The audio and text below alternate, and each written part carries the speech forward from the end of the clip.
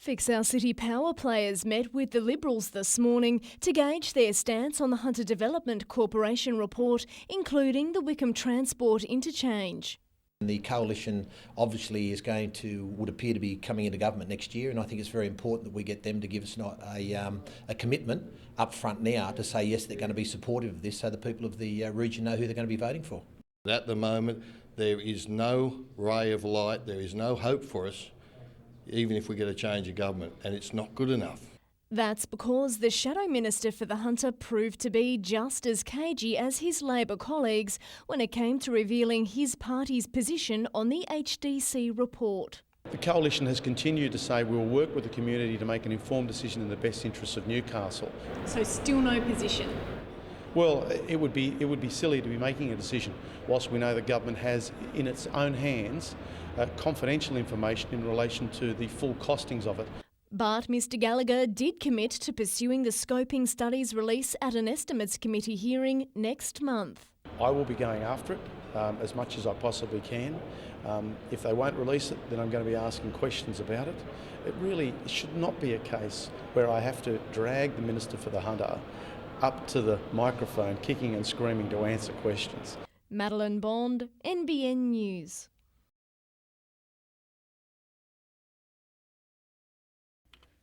It's taken a while, but Kerry Hickey says things are finally looking up in Cessnock. This community is on the cusp of change we've never seen before. It's going to create jobs for our youth. It's going to create a lot of ongoing economic growth for the region. The state member has hailed the approval of 2 new projects as a way forward. Given the green light, a $35 million chemical manufacturing plant at Orica's Richmond Vale base and the expansion of a liquid waste facility at Black Hill, creating an extra 52 jobs all up. It just shows that we're heading in the right direction. We're getting out of the slump. It's a definite shot in the arm for the local economy, given the stalled Hunter Economic Zone near Curry. The future of that site is still very much in limbo, in the hands of receivers. And it comes at a time when Cessnock Council is under threat of losing its planning powers because of a perceived lack of progress. NBN News understands Planning Minister Tony Kelly has been presented with the report into Cessnock Council and will reveal his decision within a fortnight. I just want business to understand that we as a community are here to grow in a positive manner. We want to move forward into the future for jobs for everybody, and at the end of the day, we are not all negative. Kate Mitchell, NBN News.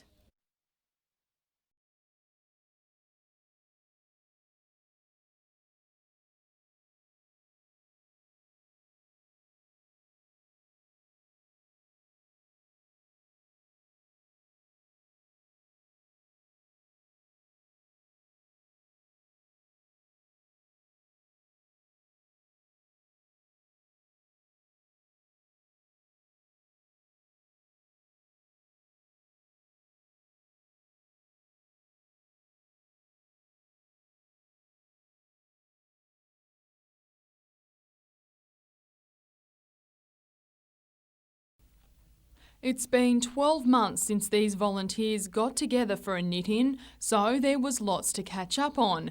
Thankfully, they've mastered the art of talking and knitting at the same time. I particularly enjoyed the social side of it because some of our ladies who come live in retirement villages by themselves. The hundreds of squares produced today will be sewn into blankets, which will be sent to charities across Australia and the world, including Peru, where Wrap with Love is hoping to distribute 1,000.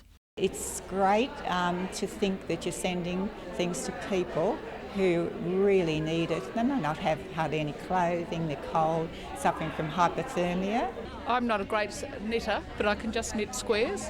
I enjoy helping to make these rugs that go to people all over the world, and I enjoy the social contact. And much to the delight of the older ladies, the younger generation proved just as handy with the knitting needles. It's the second time students from Morisset Public School have been involved in the knit-in. We're getting some younger ones coming through now, which is great because that's what you need. Lauren Bladwell, NBN News.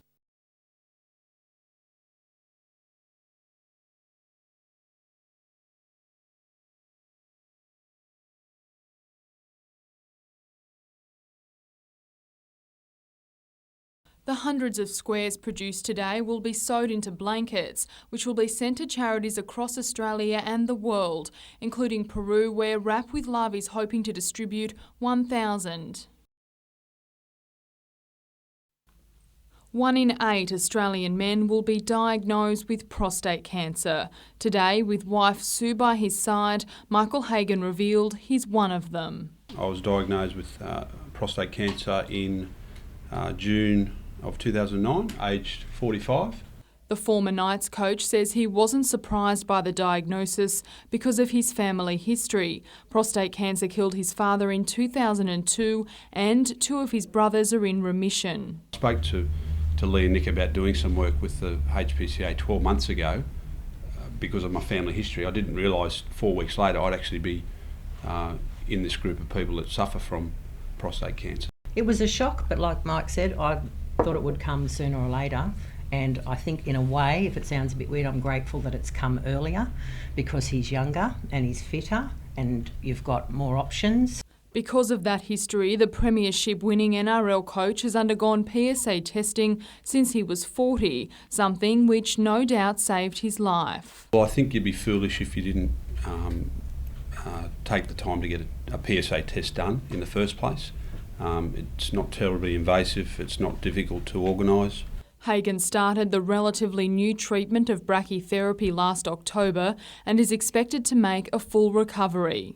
It hasn't stopped me from doing anything I've been at uni, I've been working, I've been playing golf. The Hunter Prostate Cancer Alliance hopes Hagan's story will encourage men to get PSA tests. Michael coming out and coming through and wanting to give some assistance to the man and the hunter is very, very strong message, and that's what we need to get out there. Lauren Bladwell, NBN News.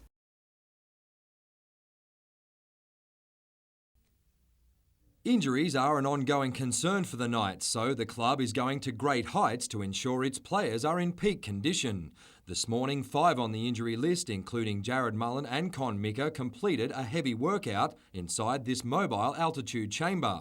Set at 3,000 metres above sea level, it can go as high as 6,000, almost 3 times the height of Mount Kosciuszko. When you're at altitude, it's probably about 25% more stress on the body without the extra impact or load. From an athletic point of view, training at altitude makes you produce more of your own red blood cells, so it has the ability to increase your aerobic capacity. Your recovery is certainly increased. At present, there are no permanent altitude chambers in the Hunter, but the Wests Group will gauge interest and consider installing one in the near future. Closer to home, it's the penultimate round of Newcastle Rugby League. Just 3 points separate the top 3, with Wests, Wyong and Maitland still in the hunt for the minor premiership. In Newcastle and Hunter Rugby, Merewether has suffered a setback with try-scoring machine Daniel Spiteri breaking his hand. With 2 rounds remaining, Uni and the Waratahs are locked in a tense battle for 5th spot. And in the NBN State League, Valentine Phoenix will need to beat ladder leaders Western to stay in touch with the top 4. Mitchell Hughes, NBN News.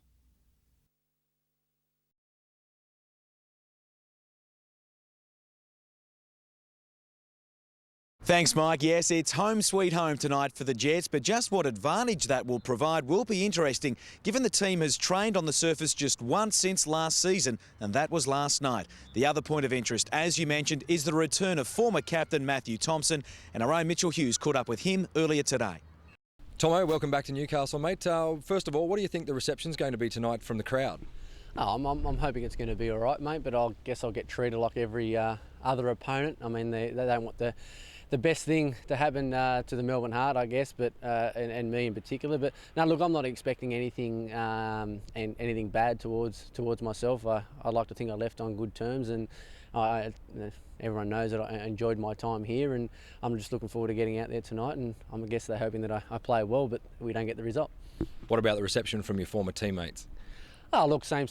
Look, I'm good mates with everyone, mate. To be fair, a great bunch of boys, and I enjoyed last year massively. Had a great year last year, not only for an individual performances, but as a team, I thought we'd done quite well considering the start we had. So, look, mate, it's going to be good to get back on Energy Australia and perform there. And if anything, I'd like to think I might feel a little bit more comfortable.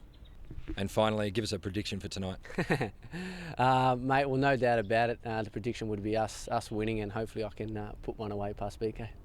I'm not quite sure how Jets fans would cope with that, Mike. On the home team front, Jeremy Brockie will start up front while Tarek Elridge will make his return from the bench. A full match report on NBN News tomorrow night from 6.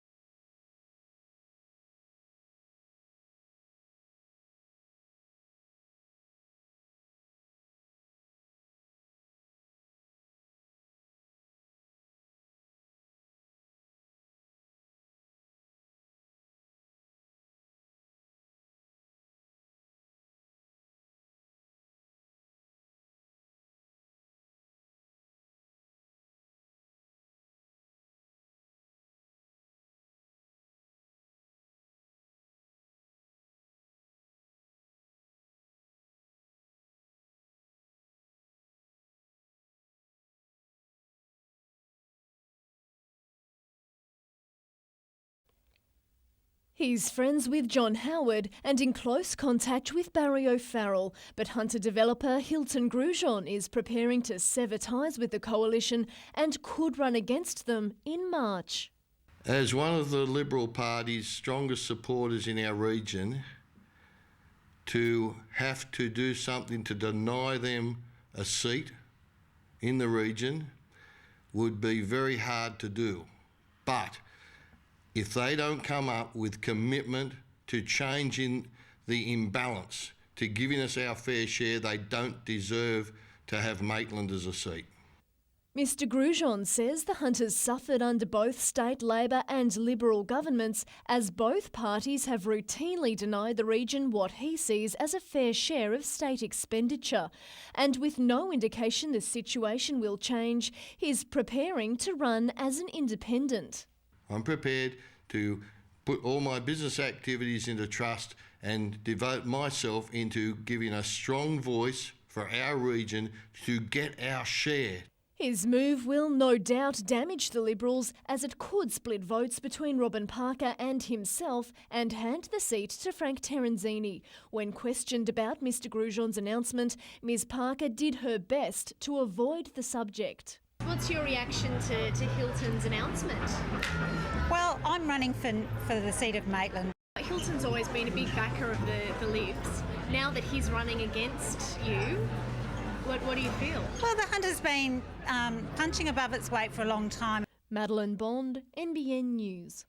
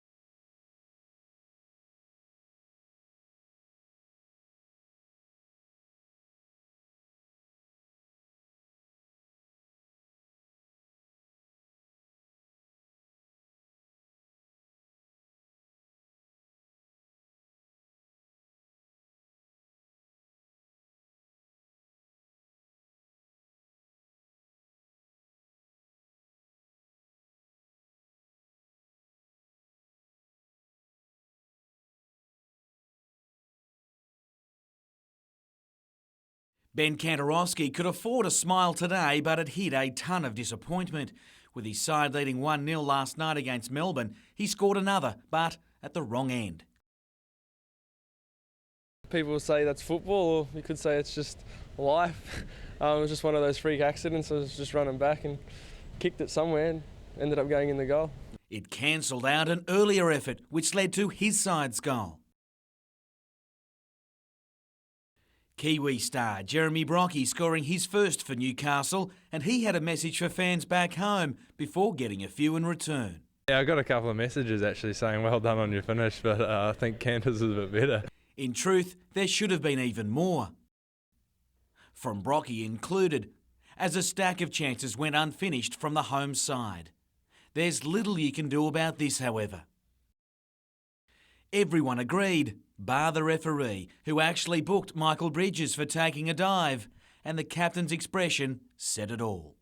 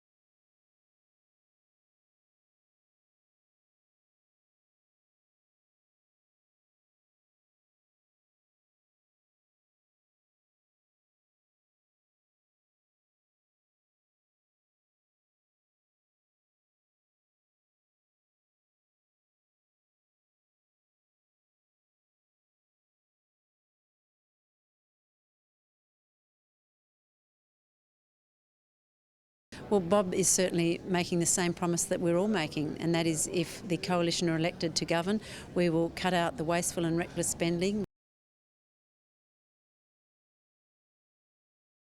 I invited Julia on the brain at the moment.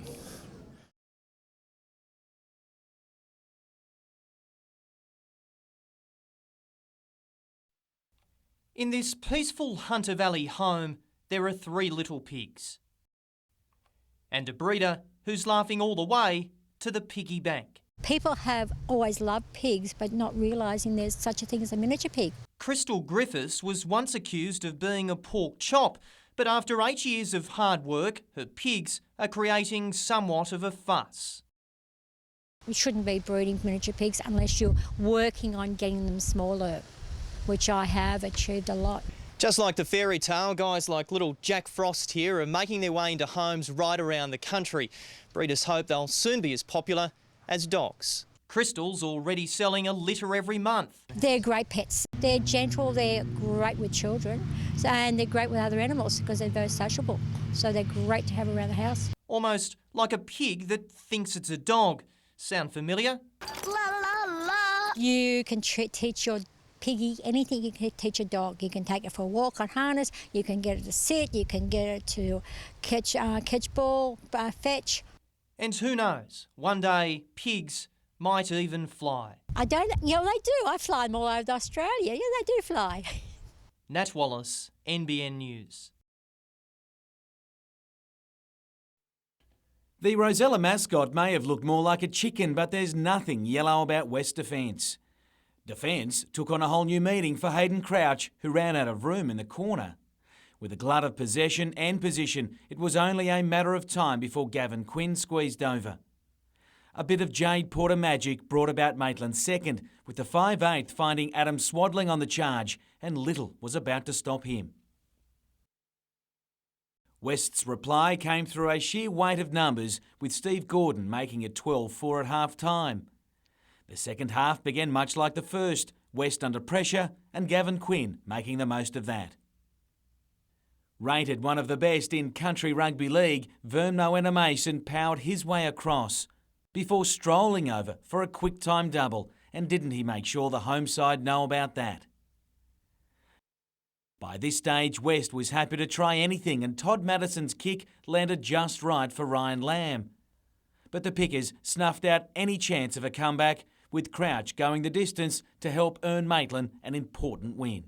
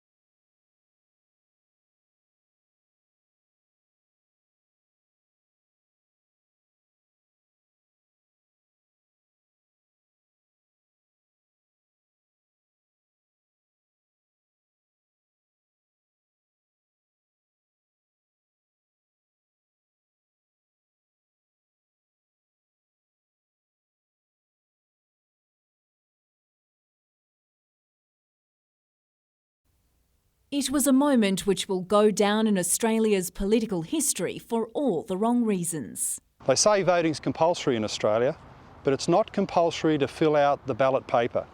You can put it straight into the ballot box, totally blank. That's what I'll be doing on Saturday, and I urge you to do the same. The comments by a once would-be Prime Minister left today's politicians seeing red. I think it's outrageous that Mark Latham or anyone is calling for an informal vote.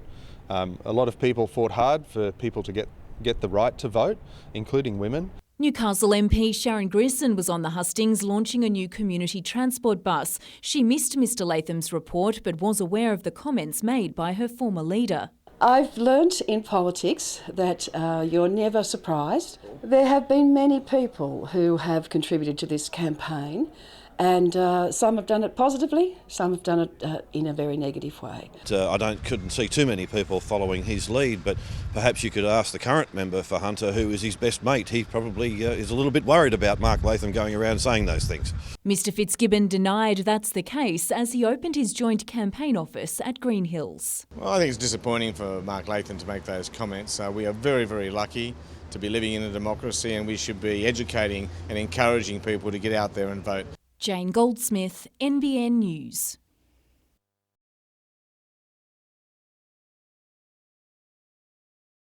The Hunter Valley is built on coal and the Labor Party. Joel Fitzgibbon enjoys a 15.7% margin, but does that sort of safety net breed complacency?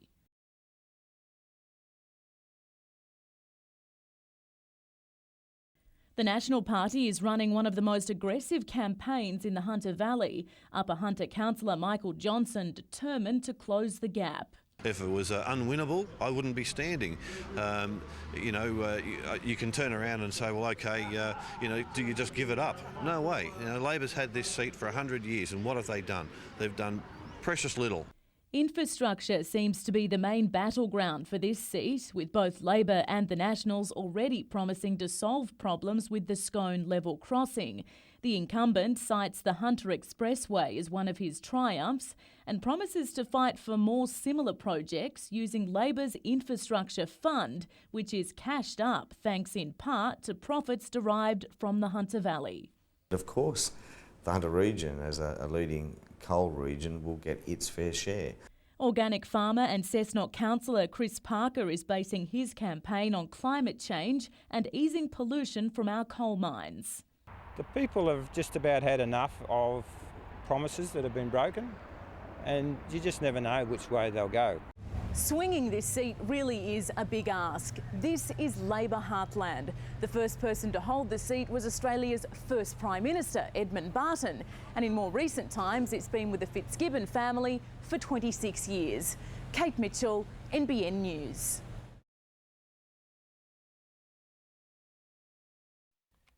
They say you shouldn't waste a good drop. And when there's 130 to choose from, life is anything but tough. You just rinse your mouth out every now and again and you just keep going, and it's practice. The annual hunt is on to find the region's best wine, and no glass will go unfilled. That's why we've got 3 judges and 3 associates, and they just work their way steadily through it, then discuss it and pull out the top wines. A long list separates the contenders on merit, but the judges admit it's hard to taste the difference. Even their white coats are designed to help. I suppose the main reason is to keep our clothes clean because we have a habit of dribbling, well I do anyway. But the other thing is you don't want too much distracting colour to distort the colour of the wine. The results here are all important. A bronze, silver or gold star on your bottle can make a big difference in the marketplace. And a shift to screw caps is already proving a winner for this year's vintage. That use of screw cap does keep the wines vibrant and fresh. By Friday, we'll know what ones we should be drinking and what ones should be spat out. I'm going to be going back with my bag stuffed with Hunter Valley Semi, I'll tell you that. Nat Wallace, NBN News.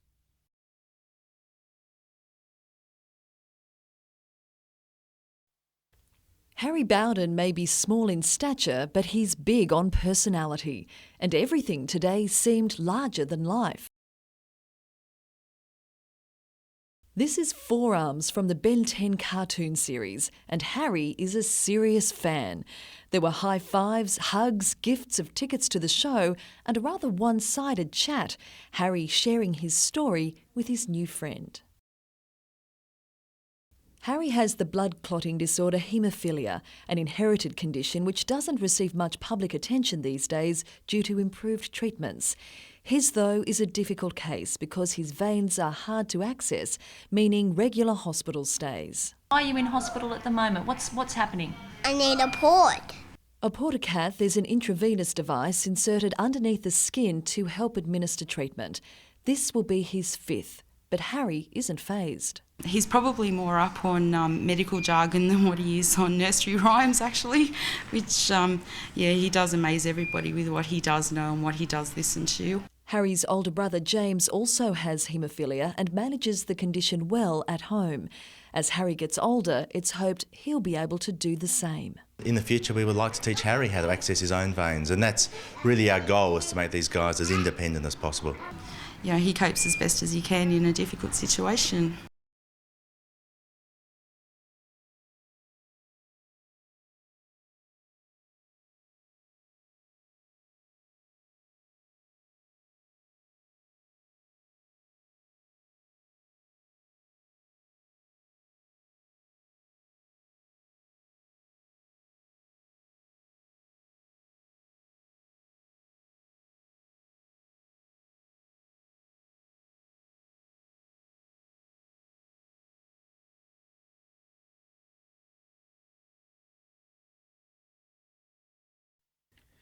A bit battered and bruised from a failed trip to Auckland, Ben Cross is too much of a realist to hope for a finals berth this season, but there's still work to be done. We've got the old boys game, we've got 2 games at home and Melbourne down there last round, so lead us in good stead for the next year if we can get these 3 wins. Cross has turned his back on England to remain a Knight for one more season, but the deal was a close-run thing. It was a bit of a rush, had to sort of get it done before 9 o'clock on that day, so there was a bit of rush around the nights to get it all sorted, so got agreed to terms and it's all done now. It took longer than the Jets had originally hoped, but Chinese striker Zhang Xiao has finally joined his new team. However, he's unlikely to be rushed into the lineup for Saturday's match in Perth. Unless he's ready, really ready, unless over the next couple of days he proves to us that physically that he's more advanced than what we think he is, then we won't do it. While the language barrier will be a challenge, the coach knows the former international will only bolster a strike force which has created but failed to convert too many chances for his liking. It's not going to be just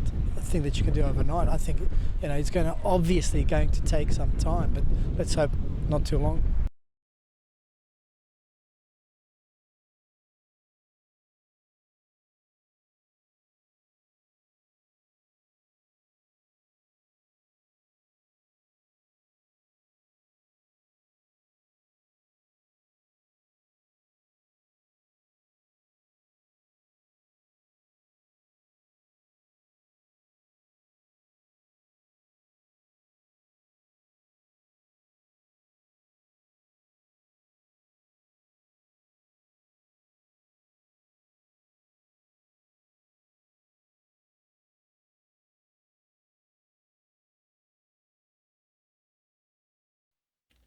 With just seconds remaining and 3 points in it, Butch Hayes had this to send it into extra time.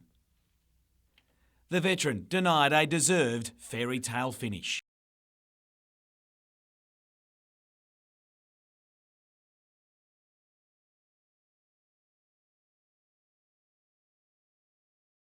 They had to, after Manly got away to a flyer in their decider. Down by 19, the Mustangs rallied and went on a point-scoring run like no other.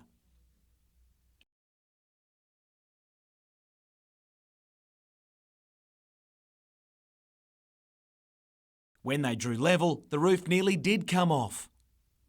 In an absorbing final quarter, Manly bounced out to another good lead, only to be chased down again. As the seconds ticked down, Hayes almost forced overtime before Manly closed out the game by 5 and Hayes' stellar career at the age of 47.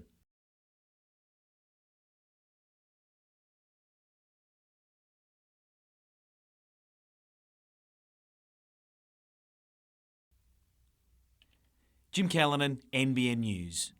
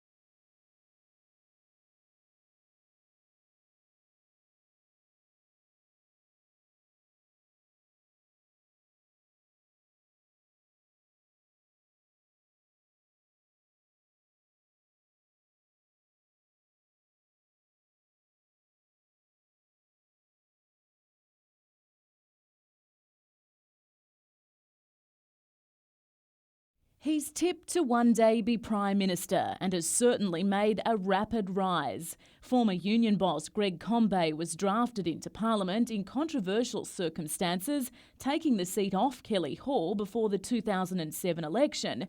He was hand-picked to come to town, hand-picked straight into Cabinet.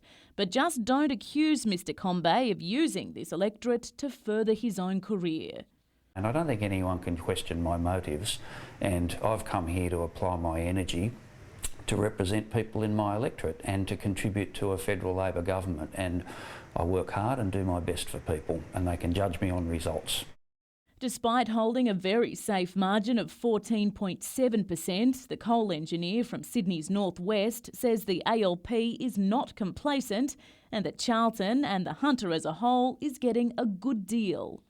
$1.5 billion Hunter Expressway, $100 million into a smart grid across Newcastle and the Hunter region, $40 million into the Hunter Medical Research Institute, $500 million into the Rail Track Corporation to upgrade rail in the Hunter. Anyone who tries to argue that Labor takes the Hunter for granted, that argument is shot to pieces. Mr Combet says one of his main focuses now is securing a Glendale transport interchange. And if you're wondering who's contesting this seat for the coalition, so am I. After repeated phone calls and emails to the Liberal Party, all they gave me was his name, John McDonald, and this one-page press release. It begs the question, are they putting up a fight? Kate Mitchell, NBN News. Within 3 months, the Hills figs, which have lined Layman Street for decades, could be gone.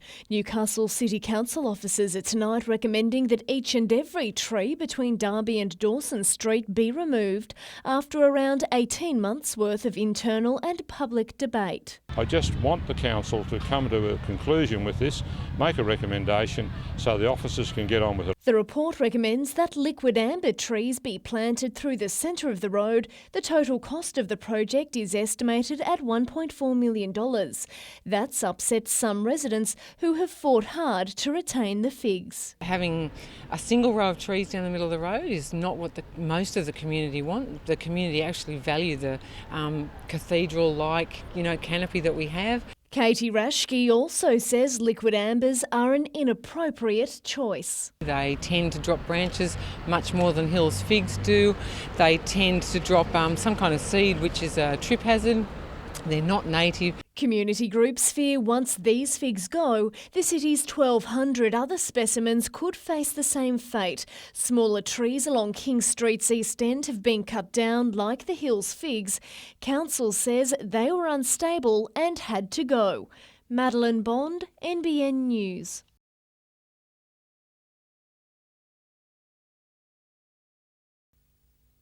Taking a child to hospital can be a daunting prospect, but for families with terminally ill children, it's their own version of hell. In 2004, Jenny Butters lost her 14-year-old son Nicholas to a brain tumour following a 9-year battle. Thanks to support from the state government and public donations, the Nicholas Trust today welcomed the opening of 2 fully furnished family rooms. Nicholas was the most delightful young man, and to have him still alive with us in our hearts, but to be part of what we have achieved is very, very heartwarming. Medical staff say it's the kind of facility that's long overdue. There's a great deal of fear and loneliness and sense of abandonment, so anything that can allow families to be with children at that time is obviously very important for the families. The Trust is hoping to establish more special rooms in other hospitals across the Hunter New England health area. Mitchell Hughes, NBN News. Each day, 500 people pass through Life Church, either for a free meal at Soul Cafe or to access one of the church's numerous services. And from this morning, there was yet another reason to drop by. Well, we've just had a team of doctors and nurses come and join us. They're going to be coming in weekly. Today's the first day that they've set up a clinic. Every Tuesday, GPs, including Dr. Milton Sales, will be available free of charge to provide the homeless and needy with health checks. And the clinic got off to a promising start today. We've had our first patient and we've got a few people also lined up for flu vaccines and a splinter to remove and someone else with a cold, so I think it's going to work out well. Legal aid and Centrelink workers will also be on site, and a dentist will soon join Life Church's team. But the organisation is looking for a new home after news that they will have to vacate their Denison Street premises within 12 months. We really believe that we're here to serve the needy of Newcastle, and so we're not going anywhere. We just need to relocate to another building. Madeline Bond, NBN News.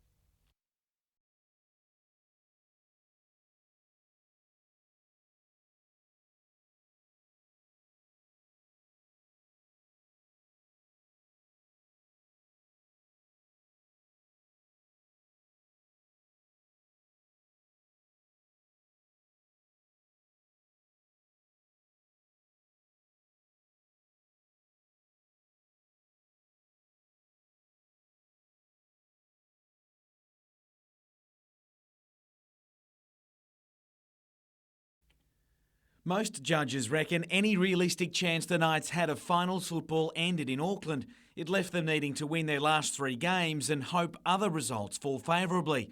Only the most optimistic are keeping the faith. Well, I've seen stranger things happen. There's 5 or 6 sides that could finish in 7th or 8th, and all of those have very difficult runs in their last 3 games, including us. So it'll be survival of the fittest, and I think we're a genuine chance. As for the season so far, the club CEO concedes he'd prefer to be higher up the ladder, but all things considered, he's rolling with it. Taken to where we started and the bombshell that was dropped on us in the pre-season, I think we've performed okay, and I think it's an acceptable performance. He couldn't be happier with the repair work done to the club's brand, which was in tatters after those damaging drug charges that saw 2 players sacked at the start of the year, and recent tender processes for 2 key sponsorships are evidence of that. The sought-after porridge rights, currently held by Blue Tongue, is set to be won elsewhere, while current apparel supplier Cougar is also understood to be moving on after its deal also expires. Certainly we can stay with our existing sponsors. We tend to go to the market, see what's available, show as much loyalty as we can, but at the end of the day we've got to take the best deal on the table. As for the team to play the Broncos on Friday night, Jared Mullen still has to pass a fitness test on a broken rib before he's confirmed a starter.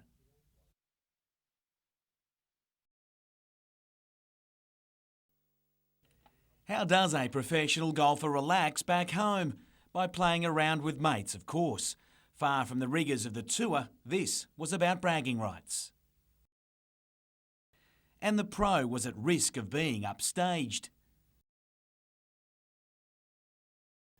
All light-hearted stuff today, but when he flies back to Japan on Sunday, it couldn't be more serious, as Barnes attempts to secure his card. It's massive. The next trip's probably going to be 10 weeks. If all goes to plan, the only Australian summer event I'll play this year is the Australian PGA at Coolum. His first aim is to push up the rankings and qualify for the Japan Open, and if that isn't motivation enough, the confidence from playing the British Open last month has him topped up and ready to go.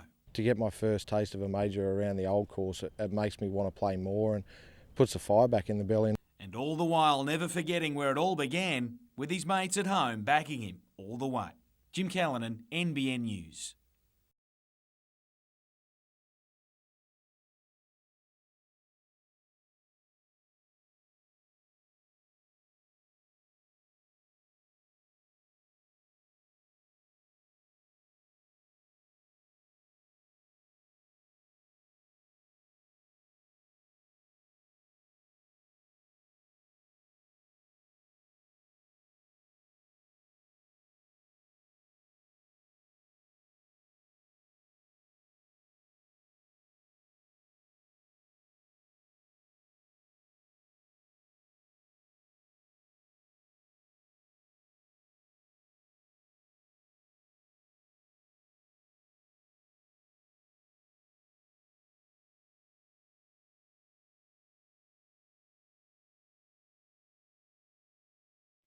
She may shy away from the media spotlight and be unknown to many voters, but Jill Hall has managed to hold the seat of Shortland for 12 years. It's another of our extremely safe seats, only ever held by Labor. I don't think that you can ever take anything for granted. If you do that, then you're not a good member, and it means that you're not listening to the people and you're not working for your area. Ms Hall denies she's complacent, saying she's done what she set about to do. At the last election, I went to the people of Shortland promising them that the Belmont Medicare office would be reopened. It was closed in 1997 by the Howard government. That's happened. She also takes credit for the Fernley track, which was in fact largely driven by Newcastle and Lake Macquarie councils. The incumbent's main competitor is solicitor Deborah Narayanan, who only opened her campaign office 12 days before the poll. The mother of five says the people of Shortland have been neglected. The only thing that has been mentioned in the northern end of the electorate is the reopening of the Medicare office, which was in April of this year. So 12 years of government and one major thing. And that local issues have been ignored for too long. Access to GP services, access to hospital services, the issues regarding the increase in living costs and how that's affecting the living standard of our local community.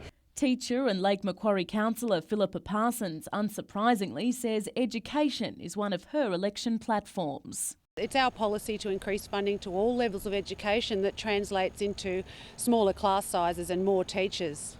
The fact is, though, with Jill Hall holding a 14.7% margin, it's extremely unlikely Labor will lose the seat anytime soon. Kate Mitchell, NBN News.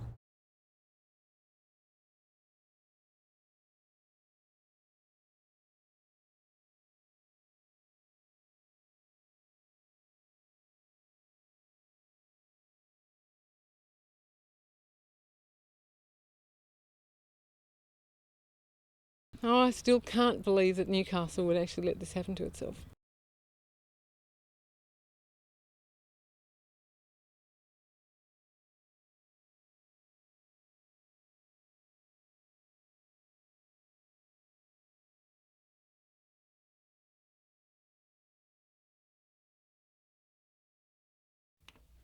Three years and a 4-hour flight from Western Australia later, and the Huntley New Town Development Project has officially restarted.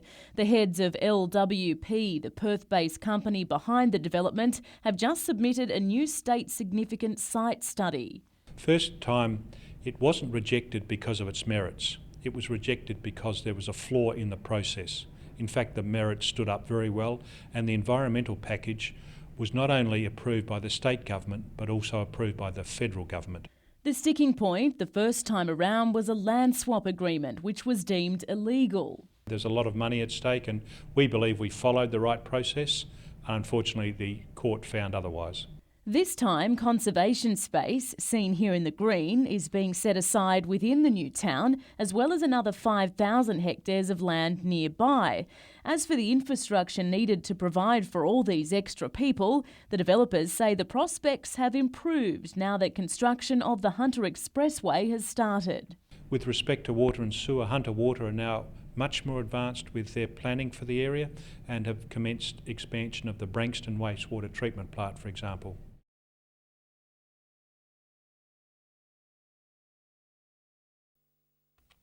A time to reflect. But for some of these men, the Vietnam War never ended. And that's what it's like, running into a brick wall. You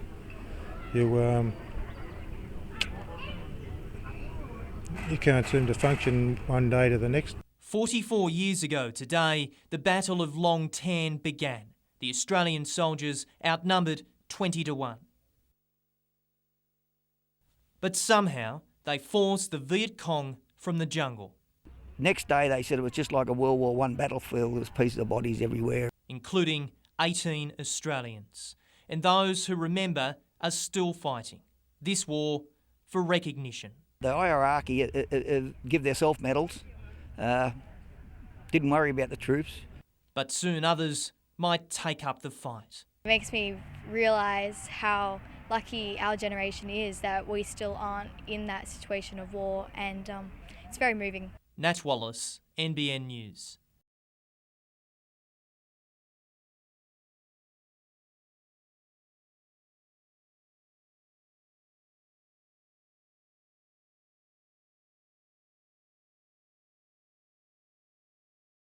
I used to come to the Hunter Valley as a child a lot. We had a log cabin out in the Hunter Valley, and so when I read the books, the Hunter Valley is what I pictured. We're super keen to come back and film more, but as I said, it's all up to the audience now.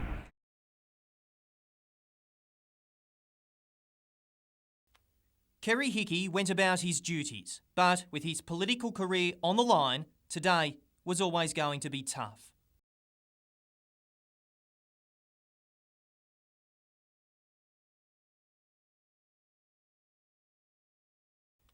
The state woke to the truth. The Cessnock MP has an 18-month-old daughter. The little girl's mother is a parliamentary staffer. Look, I'm embarrassed about the way this has come out. At the end of the day, I have apologised to my family, my friends, and again, I do it publicly with you. In a one-on-one, Mr Hickey explained he separated from his wife before the relationship. He lied to protect his family and labelled today's reports as an attack on privacy, all the time asking what he'd done wrong. The Premier has given me her support, and quite frankly, it was a relief to get that. And those he represents chimed in. It doesn't worry me. It's his business. There's a bazillion people in the world in the same position, so you shouldn't really single him out just because he's in Parliament. They're just in the public eye all the time, so people always want to know about it. It's like celebrities. I really am struggling with it. I ask everybody to step back and assess why this is in the public interest. Thank you. Nat Wallace, NBN News.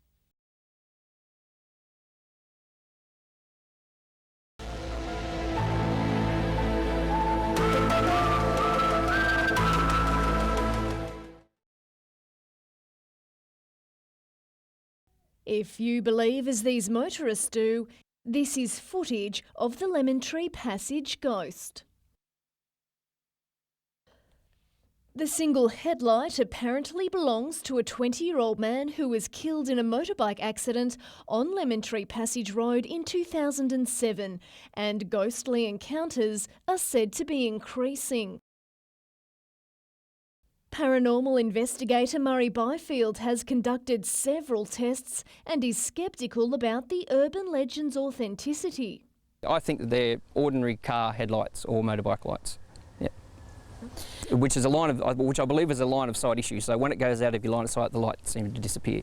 Local legend has it that the ghost rider only appears to motorists who are either bearing P-plates or driving at dangerously excessive speeds in order to warn them about the possible consequences of their reckless behaviour. And if that isn't a deterrent, police hope their increased presence might be. We're deliberately deploying a lot of extra highway patrol taskings up there. And the chances are that the only thing they will see in their rearview mirror is a red and blue light flashing behind them. Madeline Bond, NBN News.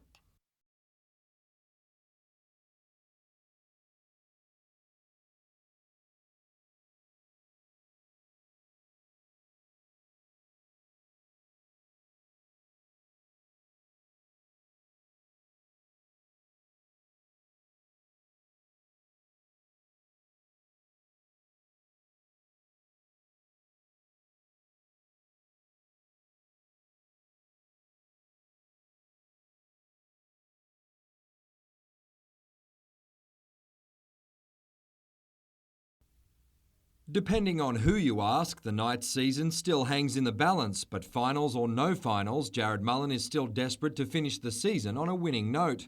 His injured ribs aren't fully recovered, but history has taught him to play without a pain-killing injection.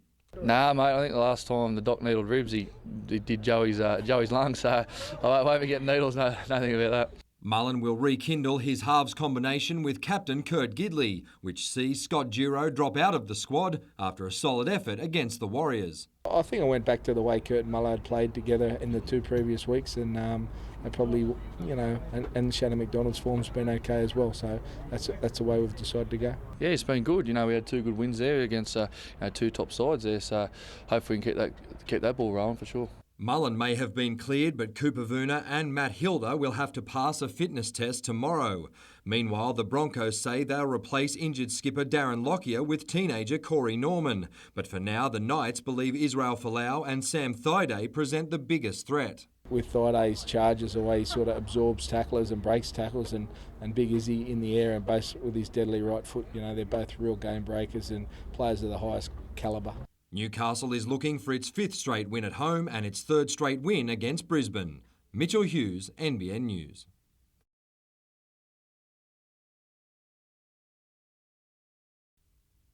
In 3 games against the Glory last season, the Jets not only failed to win, they failed to score a single goal while conceding 7.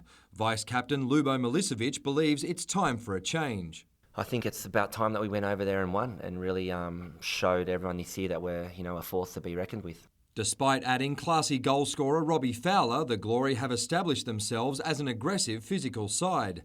Having spent part of his career in Perth, Milicevic knows how tough it is to play in the Western Australian capital, which is why he plans to lead by example this Saturday. We've got to get out there and get stuck in if they want to be physical. It's up to guys like myself, Casey, Nikolai, Bridgie to lead the team and be just as physical. I think we've got the ability to do that. Despite dominating for long periods against the Heart last week, the Jets struggled to capitalise in front of goal.